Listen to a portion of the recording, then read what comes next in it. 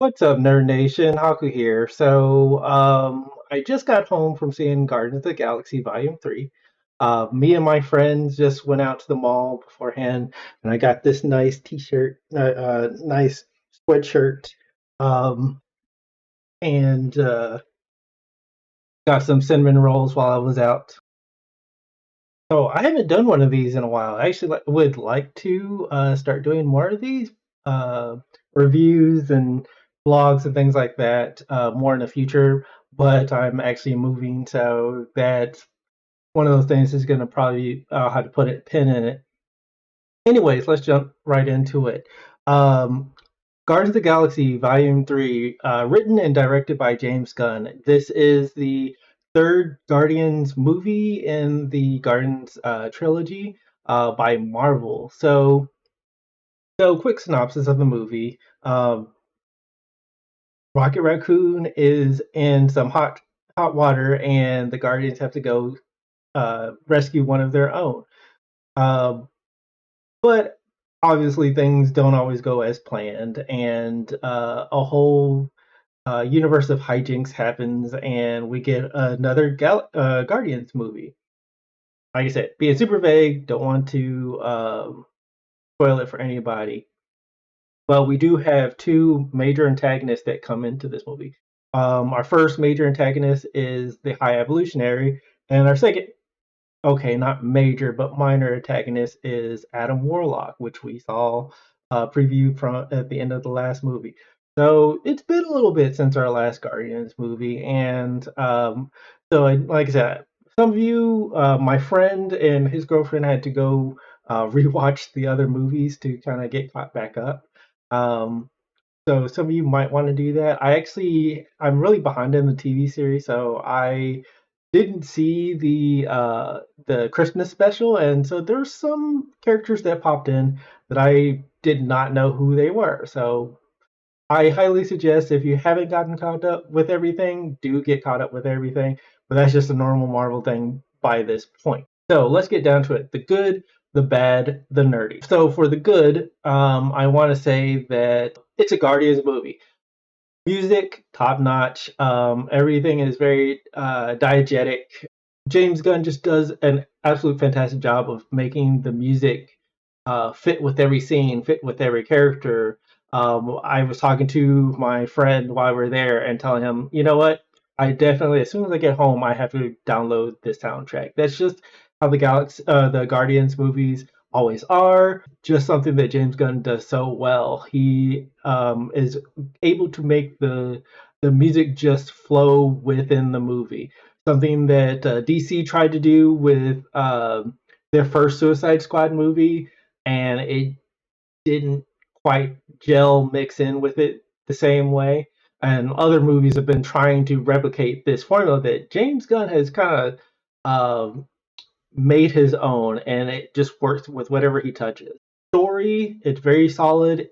I've heard some things about that it feels like a generic sci-fi space adventure, and I'd have to disagree. I do feel like this is a Guardians adventure, even though Marvel has been doing other outer space adventures.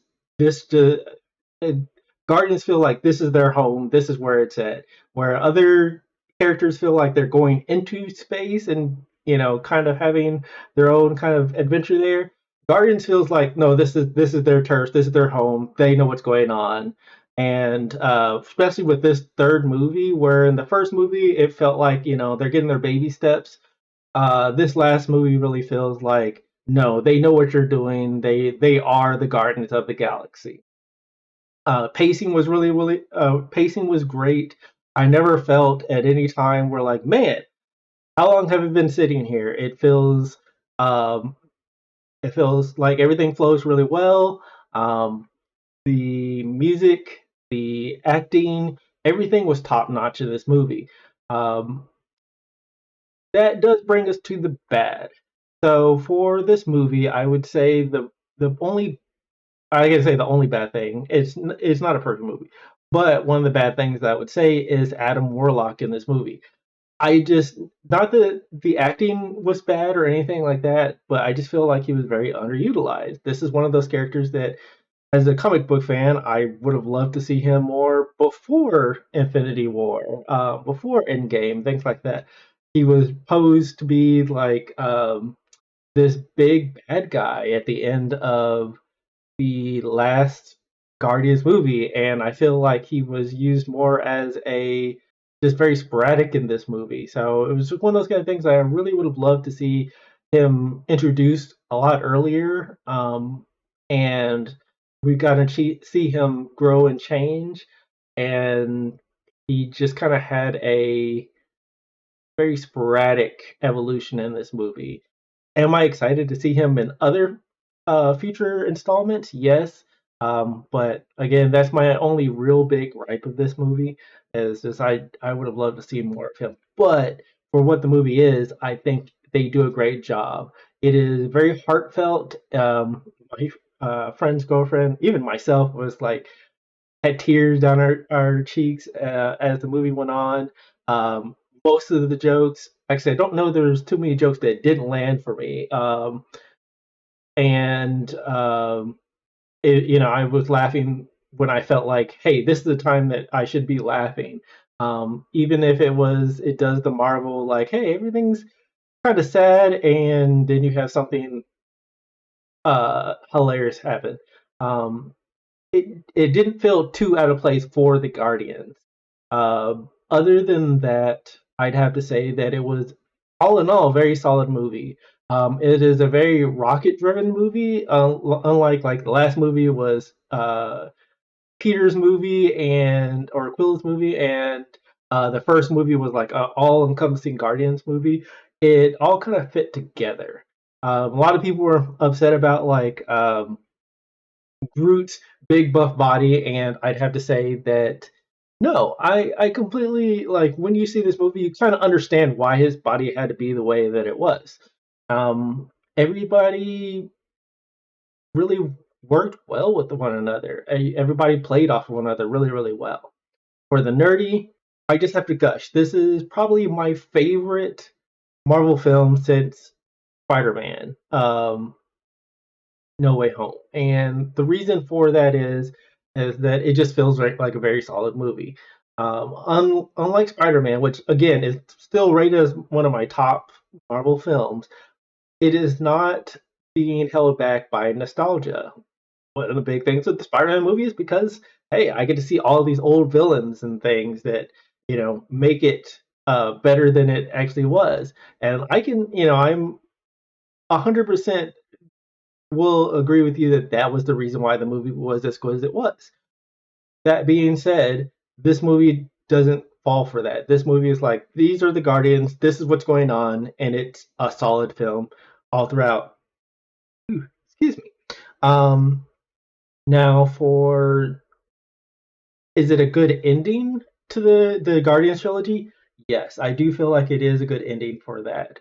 Um, a friend of mine was talking about the Walking Dead series finale and how it didn't feel like a series finale. Like it just felt like it was setting up other things. This isn't that. This is where we see where Peter's quest is ending or Peter's growth throughout the series, Rocket's growth throughout the series, everybody's growth throughout the series is kind of coming to a good conclusion. We see the whole like with Endgame, we had a new Gamora pop in, so we get to see that whole like what does this mean for Peter and Gamora? What does this mean for Gamora herself in this new universe timeline? What does this mean for Gamora and her sister? Um, what is that whole dynamic going to be like? Because sister that you hated is now a sister that wants to, a sister that you hated that also hates you is now a sister that actually, cares about you and actually wants to be a sister, and like how that whole dynamic is going to be. Karen Gillan does a fantastic job. I've just it's one of those kind of things that I love that Marvel is not too strict with their rules, because we know through interviews that Gamora was never was supposed to die at Endgame and die at Infinity War, and that was supposed to be it. The same thing could be said with Nebula, is we were supposed to get like the first Guardians movie with Nebula, and that was it. And Karen Gillan was, did such a phenomenal job. They're like, no, well, let's bring her back on board. We got to see her character grow, her character change, and I absolutely love the fact that they were like, all in, like, let's do this. We want more of this character, and I just could not see this last Guardians movie being done without her. Obviously, James Gunn probably could have done this whole thing without her, but she just is such a fun character, and I just love the way that they incorporated her into the movie. Especially like seeing her play off of the Guardians, her play off of the Avengers. Um, just it was that kind of villain turned hero that I really liked seeing. I do say that I really like seeing Marvel change those aspects of characters where we don't always see like the Naruto like or Dragon Ball like oh my villains are now heroes or now on my team. We see like with Scarlet Witch like sometimes the heroes become villains and sometimes the villains become heroes or at least anti-heroes and or not as bad. So I do enjoy that. I do want to see what they are going to do with her in the future if they decide to bring her back on. Now, that being said, that I am starting to see kind of the cracks in the MCU. Like, it's really tough to bring all these things together. Like, this last phase has been like trying to um, find a stopping point where new people can jump on without having have seen the last 10 years of movies and then bringing in new characters that will usher in the next 10 years of movies. um, so like I really feel that this changing of the guard is needed, but I don't know like how it's going if this next 10 years is going to be the same as what we got with Infinity War with Endgame. Like if we're going to see 10 years from now like oh my goodness, this was our Infinity War, this was our Endgame, and uh and being at that time like I can't wait for the next 10 years. Like they subverted our expectations. We want to see what happens. Final verdict, if you haven't seen the movie, go see the movie. If you haven't seen any of the other Guardians of the Galaxy movies, definitely go see this one. If you're one of those people who have been afraid of James Gunn taking over DC and making like ending the world because of it, go see this movie. It will change your mind. It will show you that he knows what he's doing, even if it's not one to one by the source, by the lore of things going on. He does do a lot of things that seem to follow the lore, but he does add his little twist to it, and he's able to evolve it even further. And I definitely suggest that if you're having some qualms about him doing DC, go see this movie, and it will, or at least for me, I would say that it would change your mind. So that's about it, everybody. I do want to do little things like this further down the line. Like I said, with probably in this, I'm going to try to separate my channels. Nerd at Work is going to be my video game channel.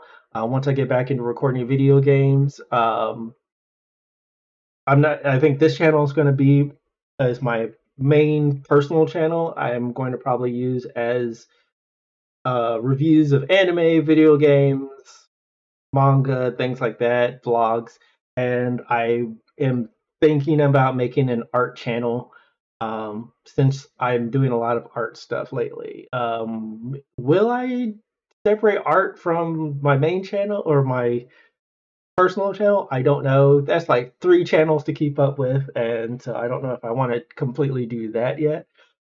But I do think that it's something that I think in the future I'm going to need just to kind of have things be what they are. Art channels for art, video game channel is for video games. This channel is for whatever I want it to be, or whenever I actually want to talk to you guys specifically. And that's about it. So questions, comments, life problems, leave it down below. If you like the channel, if you like the video, hit the like button, and if you want to see more, hit the subscribe button. I will catch you guys and you nerds later.